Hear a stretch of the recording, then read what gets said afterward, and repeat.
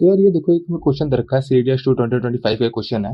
Question में क्या कह रहा है कि हमें एक इक्वेशन दे रखी है और हमें इसके रूट्स निकालने हैं।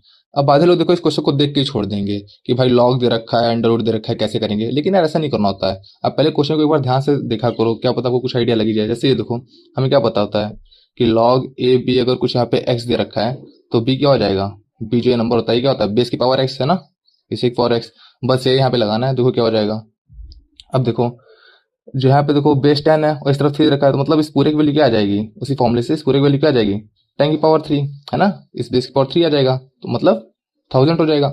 लेकिन अब यहाँ पे देखो, अब ये आ गया हमारे पास इसकी वैल्यू। अब देखो 998 है, इस तरफ जाएगा तो क्या हो जाएगा, 2 माइनस हो जाएगा है ना। देखो मैं डायरेक्ट लिख रहा हूँ, एक्स स्क्वायर माइनस 18x, देखो x square minus 18x plus 76, इसकी वैल्यू क्या हो जाएगी, ये 998 इस तरफ जाएगा तो माइनस हो जाएगा तो 2 बचेगा। अब इसको स्क्वायर कर दो तो क्या बच जाएगा, देखो एक्स स्क्वायर माइनस 18x।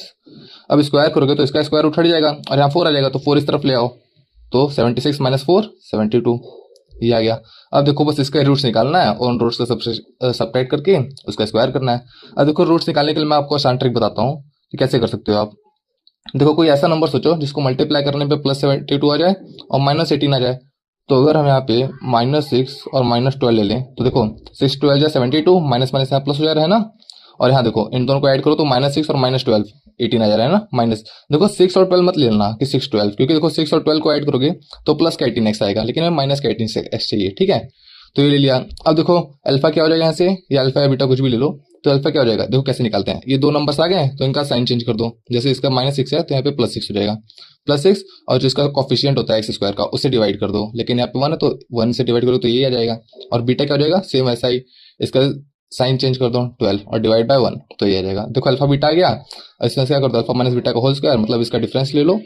इसका डिफरेंस कितना हो जाएगा 6, तो 6 का स्क्वायर कितना हो जाएगा 36। हो गया, ये क्वेश्चन था हमारा। आई होप आपको समझ में आया हो।